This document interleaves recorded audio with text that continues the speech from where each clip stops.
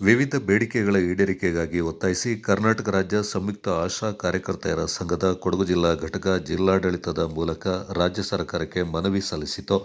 ಕೇಂದ್ರ ಸರ್ಕಾರದ ಪ್ರೋತ್ಸಾಹ ಧನ ಹಾಗೂ ರಾಜ್ಯ ಸರ್ಕಾರದ ಗೌರವಧನ ಒಟ್ಟಿಗೆ ಸೇರಿಸಿ ಮಾಸಿಕ 15,000 ರೂಪಾಯಿ ನೀಡಬೇಕು. ಕಾಂಗ್ರೆಸ್ ಪಕ್ಷದ ಚುನಾವಣಾ ಪ್ರಣಾಳಿಕೆಯಲ್ಲಿ ಘೋಷಿಸಿರುವಂತೆ ಸರ್ಕಾರ ಆಶಾ ಕಾರ್ಯಕರ್ತೆಯರ ಗೌರವಧನವನ್ನು 5,000ದಿಂದ 8,000ಕ್ಕೆ ಹೆಚ್ಚಿಸಬೇಕು. ನಿವೃತ್ತ ಆಶಾ ಕಾರ್ಯಕರ್ತೆಯರಿಗೆ ಪಶ್ಚಿಮ ಬಂಗಾಳ ಮಾದರಿಯಲ್ಲಿ ಇಡಿಗಂಟು ನೀಡಬೇಕು. ತೀವ್ರತರ ರೋಗಗಳ ಚಿಕಿತ್ಸಾ ವೆಚ್ಚಕ್ಕಾಗಿ ಅಂಗನವಾಡಿ ಮಾದರಿಯಲ್ಲಿ ಕಾರ್ಪಸ್ ಫಂಡ್ ಮಾಡಿ ಚಿಕಿತ್ಸಾ ವೆಚ್ಚ ಮರುಪಾವತಿಗೆ ವ್ಯವಸ್ಥೆ ಮಾಡಬೇಕು.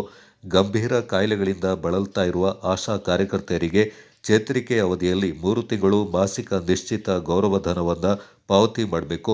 ಆಶಾ ಕಾರ್ಯಕರ್ತೆಯರನ್ನ ತರ್ಕಬದ್ಧಗೊಳಿಸುವ ಹೆಸರಲ್ಲಿ ಸಾವಿರಾರು ಕಾರ್ಯಕರ್ತೆಯರನ್ನ ಕೈಬಿಡುವ ಪ್ರಕ್ರಿಯೆ ನಿಲ್ಲಿಸಬೇಕು. ಆಶಾ ಸುಗಮಕಾರರನ್ನ ಸೂಕ್ತ ವೇತನದೊಂದಿಗೆ ಮುಂದುವರಿಸಬೇಕು. ಆಶಾ ಸುಗಮಕಾರರಿಗೆ 2024-25ರಲ್ಲಿ ಹೆಚ್ಚಳವಾದ ಗೌರವಧನದ ಬಾಕಿ ಮೊತ್ತವನ್ನು ಪಾವತಿ ಮಾಡಬೇಕು. ರಾಜ್ಯದಾದ್ಯಂತ ಕೇಂದ್ರದ ಪ್ರೋತ್ಸಾಹ ಧನ ಆಶಾ ಕಾರ್ಯಕರ್ತೆಯರು ಕೆಲಸ ಮಾಡಿದಷ್ಟು ಬರ್ತಾ ಇಲ್ಲ. ಈ ಸಮಸ್ಯೆ ಬಗೆಹರಿಸಿ ಆಶಾಗಳಿಗೆ ತಕ್ಷಣ ಬಾಕಿ ಇರುವ ಪ್ರೋತ್ಸಾಹ ಧನ ನೀಡಬೇಕು. ರಾಜ್ಯ ಸರ್ಕಾರದ ಗ್ಯಾರಂಟಿ ಯೋಜನೆಗಳ ಸರ್ವೆ ಮಾಡಲು ನಿಗದಿಯಾಗಿದ್ದ 1,000 ರೂಪಾಯಿಯನ್ನು ಬಿಡುಗಡೆ ಮಾಡಬೇಕು ಎಂಬಿತ್ಯಾದಿ ಬೇಡಿಕೆಗಳ ಮನವಿ ಪತ್ರವನ್ನು ಆಶಾ ಕಾರ್ಯಕರ್ತೆಯರು ಜಿಲ್ಲಾಡಳಿತಕ್ಕೆ ಸಲ್ಲಿಸಿದರು.